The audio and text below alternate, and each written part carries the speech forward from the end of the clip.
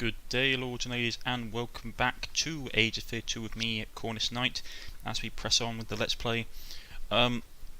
Just a heads up for people, there's one small battle in this episode. Most of it's going to be basically upgrading and just fiddling, so if that's not your cup of tea, then I suggest that you skip towards the end of the episode. But first off, let's see what this fountain will do. Right, lovely glowing flouting pools of mystical water, heroes peering through it, all that good D&D stuff. So let's see what it does. Now we have the right offerings.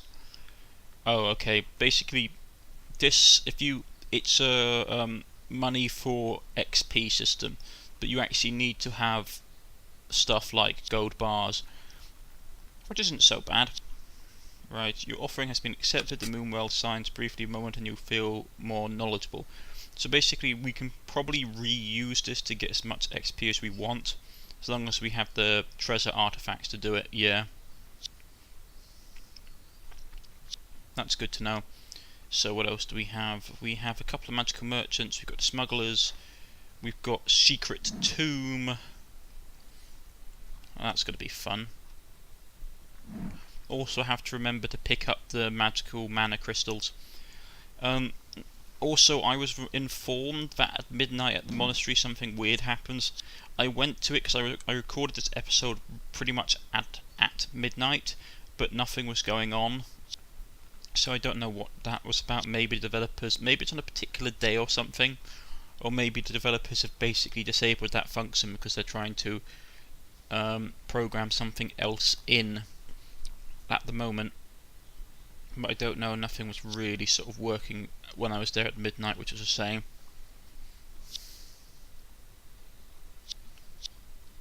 Go to the herbalist. We'll also probably upgrade ourselves at this point, make sure everybody's lovely and upgraded. So we know that dual wielding is sort of like no point getting it for her because it doesn't really combine with staffs, which seems a bit silly, but hey ho, I suppose it would be too powerful. So we're going to get, probably definitely get more health. Curse is very useful.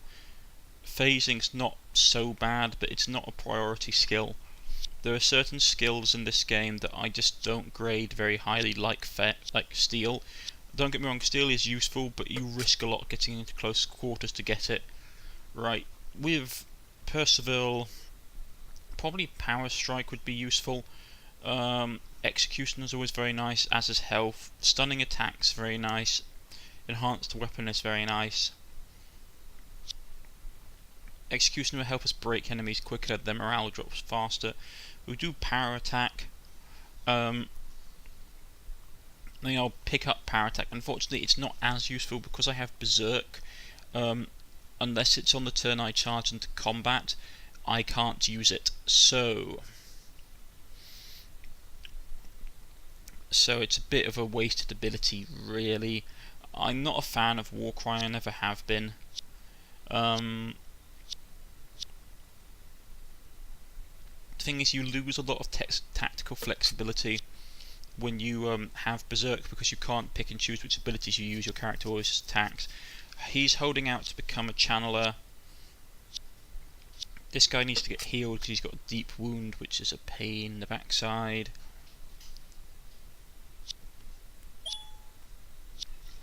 We'll probably give him greater war rune as well, so he has a lot more likelihood of hitting and having better defense. Fire resistance is always useful, especially against demons. Now for my berserkers, all my berserkers are going to get sealed, breaker and cleave, because it's a very nice combination.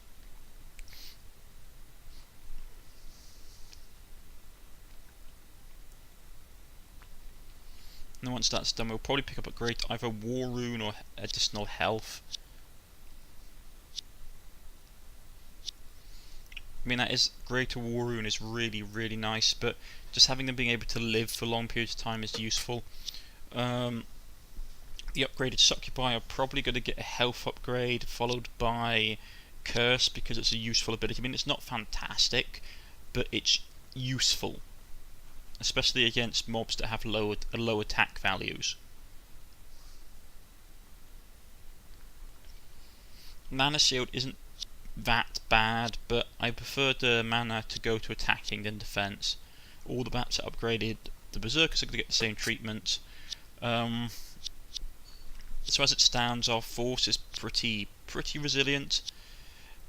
We have a lot of quite nasty units now, especially if we keep doing the pair up, which is what you need to sort of do with the berserkers, is you need to keep them in pairs. They can chew through a lot of stuff very quickly. And personally, I find berserkers work really well against monster mobs. You gang up on a single enemy monster unit with a couple of berserkers and it will chew through them quite quickly. Iron Mind is really required now, especially for my higher level summoning units. We'll pick up advanced summons as well. I want to keep some XP over so we can upgrade to Chaos Mage with our Demonologist, which would be really useful. See us to get Fireball, additional health as well, which is a necessity really, to be honest. A boost to her defense and curse. Will of the Wisps always get an XP upgrade. I mean, they're okay. I'm not gonna lie, I'm not their biggest fan. Will of the Wisps just don't do it for me as a unit. They're too unreliable to be something that you can use regularly to turn tides of battle. Probably magical resistance. I mean, that gives you get defense against elemental, but this gives you a nice defense against all spells. These guys are going to get the automatic elite rating because it's just better. I mean, poison resistance is nice, fire resistance is nice. Adrenaline, I mean, I could say for the Manticore Brutes. I mean, the only ability out of those that I might potentially take would be the speed increase. So this Hydra is still possessed by the Will of the Wisp. So all of its XP goes straight into the Will of the Wisp. Okay. Okay, so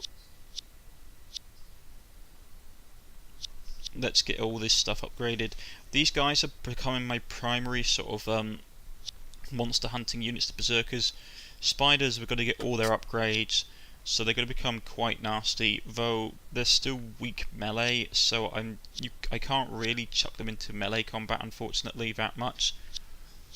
I mean, I want to, but they suffer from weak melee attacks, which is not fantastic.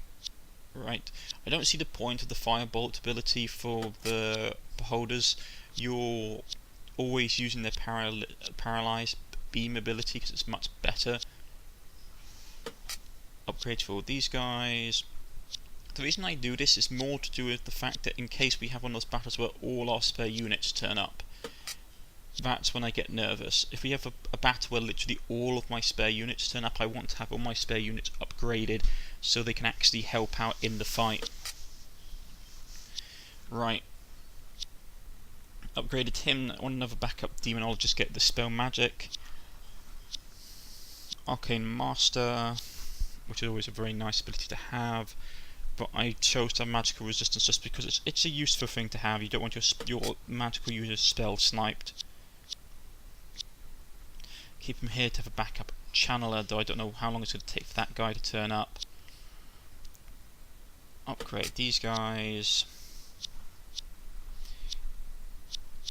That Hellblazer gets an upgrade. These guys. So it's general just tidying up. Most of my units now, especially my low level ones, are fairly running out of options for upgrades, which is always a good sign. It shows that you've done your job well in this game if you're having your base units running out of ability slots.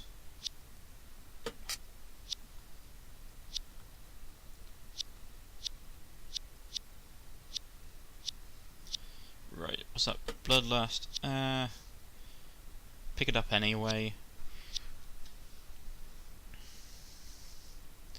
Anything that we want to get her? I don't think so. I'm pretty happy with what she's got. I mean, the Dark Elf staff is probably one of my favourite staffs. in the game. If you can get it, I always suggest you get it. Ooh, we got a lot of pearls.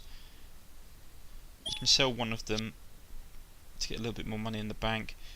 Tears of the God, poison resistance, cleanse, can only be used by spellcasters. I mean, Heartstone, trophy, quest item, units cannot use. Okay, but that means none of the people. I suppose if Percival had remained good, he could have used it, which would have been helpful because it has regen. Yeah, it has regen, but I can't use it from which is a waste. We can't sell it because it's a quest item. Oh well. I mean, I'm pretty pleased with most stuff. The only reason I'm going back, did I go back or did I? I mean, I need to buy some magical potions for people. What I'm doing here is just literally seeing if the event was kicking off, because I was told that something happened around midnight if you went to the chapel 10 minutes outside of midnight, but nothing was happening, so it was unfortunate.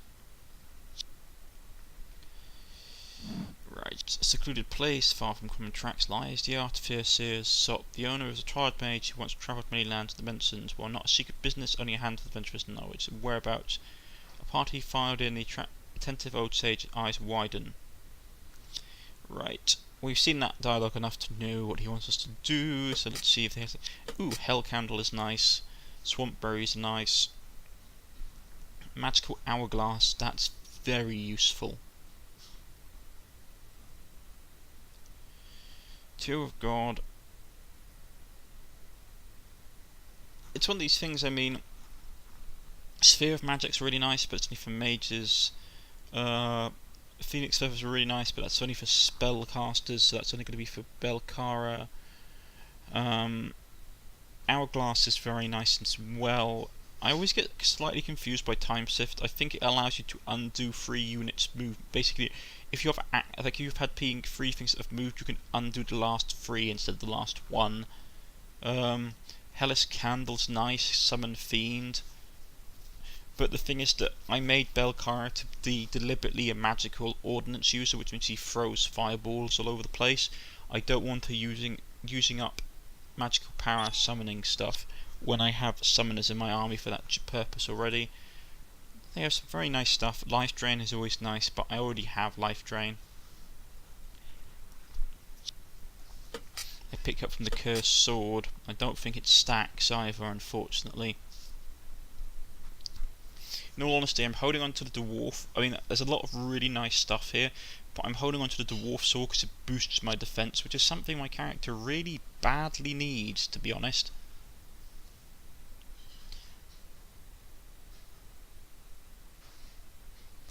Yeah, I mean, and I don't believe Life Drain stacks, so there's no point getting it. I mean, it's one of these situations where I'd like to take off the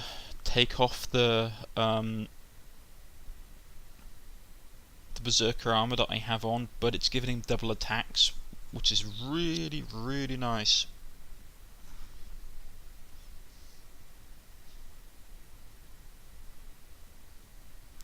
And I like having a bit more defense. I mean, I could get one of the magical swords and give myself like a ton of damage, but it wouldn't really help. Right, crystal armor's very nice. I never understand the point of the iron mind for crystal armor. Your heroes can never be mind controlled, so why would you have it? Maybe it's designed for if you have the feature in the game where all units can use magical items, you can give that to a unit that hasn't got that protection. Right. Indeed. Now what am I going to get? I don't want to spend any of my silver bars and stuff because I'm probably going to all chuck them into the moon pool to get additional XP. Now, probably want to pick up the Hourglass. Hellish Candle, I'm not sure on, because I have enough units that can do Summon Fiend already. So, it's not as useful as it normally is, to be honest. Hourglass is something I would like to get though, just for one of those situations where I can go, oh, I'd like to undo that.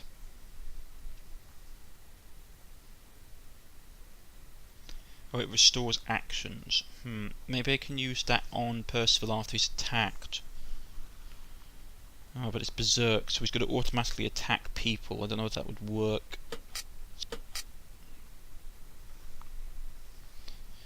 Equip Tear of God, probably, yeah. I mean, it's useful for her. Phoenix Feather is probably something that we want to get for her as well, because it gives us a nice boost to her stats.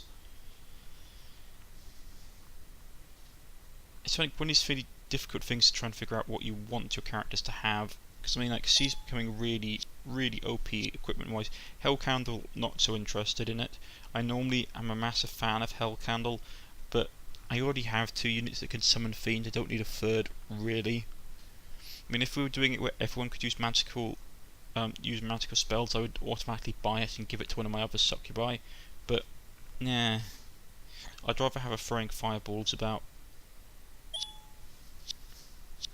Magical Hourglass.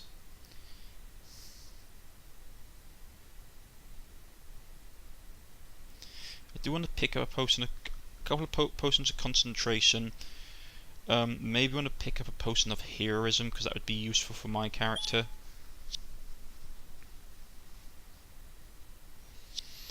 I mean, the reason I pick up the potions of concentration is they're very, very useful, especially for the summoners, because obviously it means their mana replenishes much faster, so we can spam out a lots of units, especially if you can combine it with the magical crystals, where if you have the mana crystals, you take the mana crystals, you take the potion of concentration, and literally with like in one turn I could have demons run, I could have actual demon fiends running around on the map, which is massively powerful.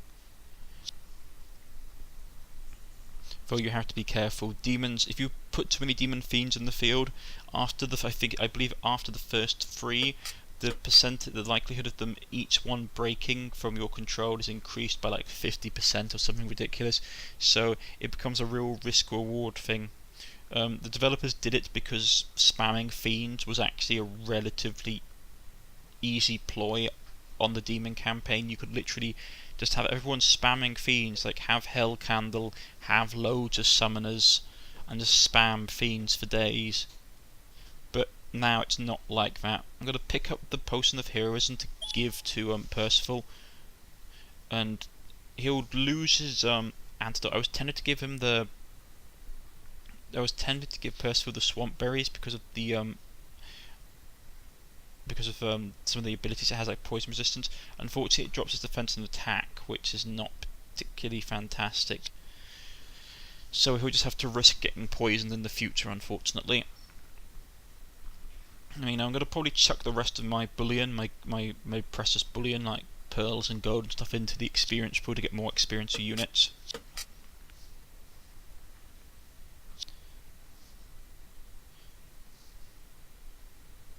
I mean, between the potion of invulnerability and the potion of heroism, the potion of invulnerability is nice, but it doesn't protect you against any of the magical types, which is probably what we're going to come into contact with. While the potion of heroism gives you a defense and attack bonus and plus 1 HP, but you do take slight bit of damage afterwards, which isn't the problem because he's basically feeding on people's life essence every time he's hacking at them. I mean, this is one thing I like about this game. Age of Fear has a lot of replayability to it. As soon as you, there's a lot of combination. You can do a lot of interesting builds and customizations. I went through the entire Orc campaign, and there were multiple units I just never used. I mean, there were later evolutions of the wolves I never used. There were some other builds I didn't use. I mean, with this Let's Play I went through and I didn't get any of like the really super rare units like the Hydra or Golems because I managed to complete an unwinnable scenario. I mean, if you go look at the first game, you have like Percival can become not Percival, but Sir Edward, or whatever his name is, the Paladin can become Black Knight. For that doesn't really change dialogue, unfortunately. Also, the developers have added a new hero into that campaign, so the Paladin gets 2 heroes instead of 1, which is very nice. Like Krell gets all kinds of really nice stuff as well. It's all, I really enjoy this campaign. I mean, this series of games, the Age of Fear series. there's a lot of tactical variety. Units are interesting. The battles are interesting. Yeah, sure, you're looking at a top-down combat screen, but hey, I've played a lot of combat games which are nowhere as good as this. Plus, the AI is spot on. The AI I suppose you could probably say it's VI rather than AI. The computer program that basically works against you, and it's basically you when you're battling, especially on the harder difficulty settings, is very smart. It exploits weaknesses. It doesn't know, but it plays the game very, very well. And I just really like the series. I really do. I mean, I'm gonna pick up Brace of Thorns. Like, it drops his HP slightly, but it gives him a really nice spike attack. So it means that we can just lob him into combat, and he'll just munch his way through people. Plus, because obviously he has Life Drinker, losing health for him isn't so much of a problem. Skulls would be nice. Skullbut would be nice, but we can't give it to him.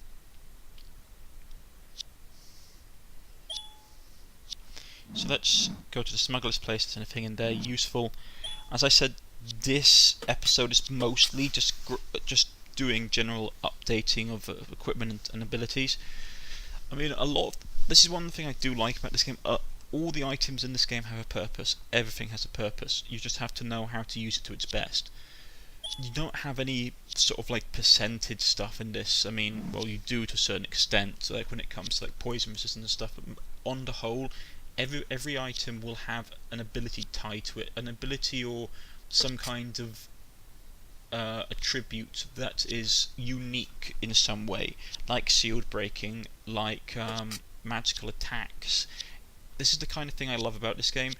Some games where you just that glitching is really bad. I can't wait for them to fix the UI for this. Not fix it, they're basically updating their UI. UI was just actually the base program, may even be the base program, which will be even more of an impressive undertaking when it's finished. So we want to basically upgrade Percival's health, so it's offsets him having the spikes equipped, give him an improved weapon so he has even more attack. He's pretty damn nasty at this point. Charisma, probably. That and phasing, because it means he can travel through friendly units without being blocked or by terrain, which is always nice. And morale has gone right up. That's interesting. Morale are very happy. Still can't get Demonologist. But yeah, this game is, I mean, this is the thing that I always say about this game, is that everyone should try this game, because it's nothing like you expect.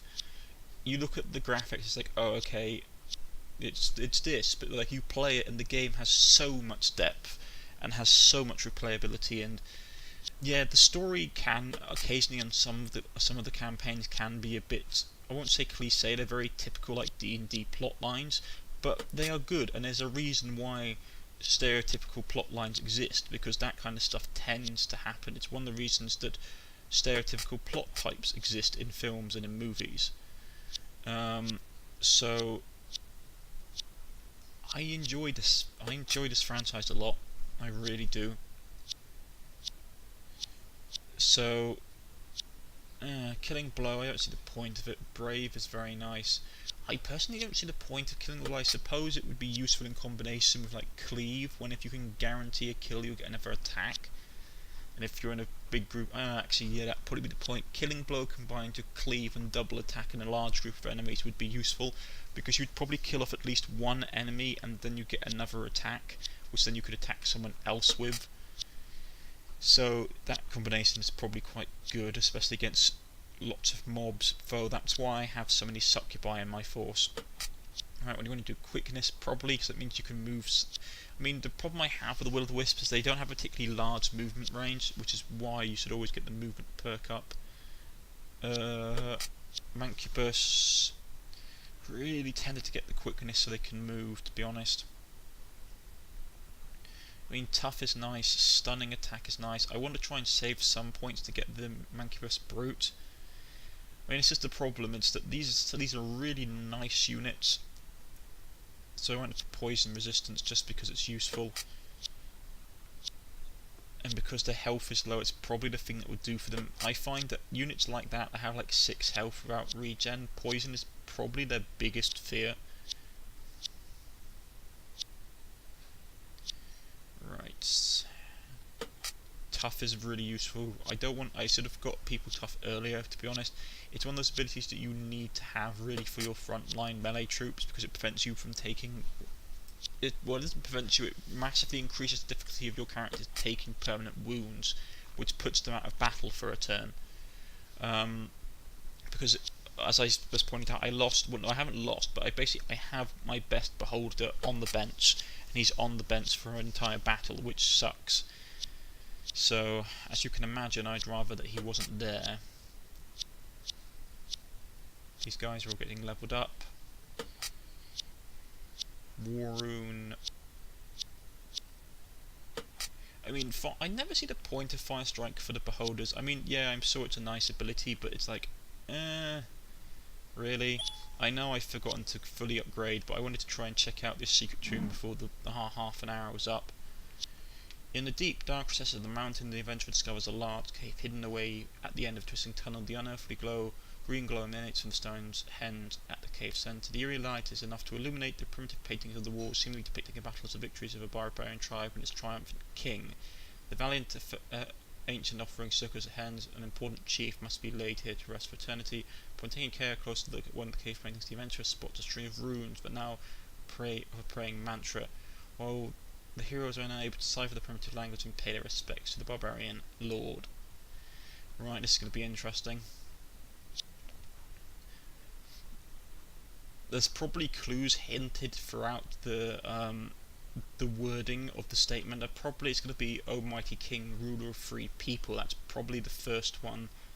Though I didn't think of it at the time, and I thought, "Oh, heroic chief." I mean, word puzzles are not something riddles are not something I'm particularly good at, if I'm being honest. Puzzles I can do, like if it's an actual like environmental puzzle, like you found in stuff like in Half-Life 2 and stuff, I have no problem doing it. But riddles, like word puzzles and stuff like that, I always find really quite annoying to do, especially when they're like this. So I'm going to come out straight with it. I actually pick wrong at this point. I picked the wrong one, which is not fantastic.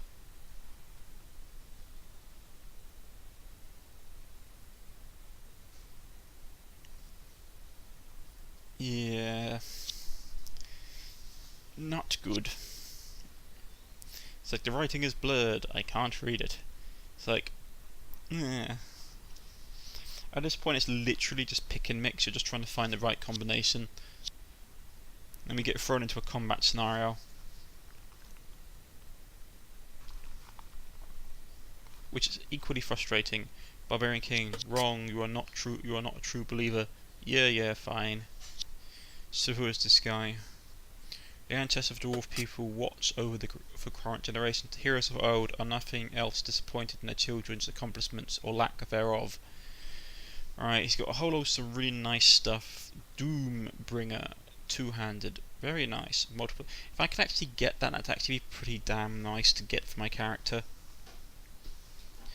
This is where having steel would come in use to actually have the main character of steel, and we could just basically try and pinch his stuff from him. Unfortunately, at this instant, I don't have that, so we're probably just going to have to kill him. So let's press on, get this party started. Right, he probably won't live this turn, to be honest. So let's just wipe him from the face of existence with some XP. Stun him. Then we're going to basically disintegrate him.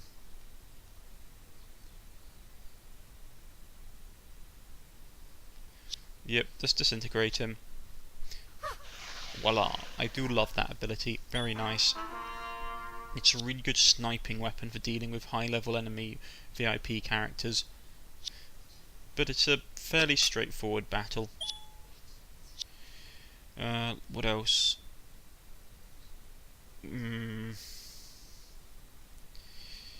Yeah, I can't figure out this riddle. I don't want to keep on trying to push it my luck with it, to be honest.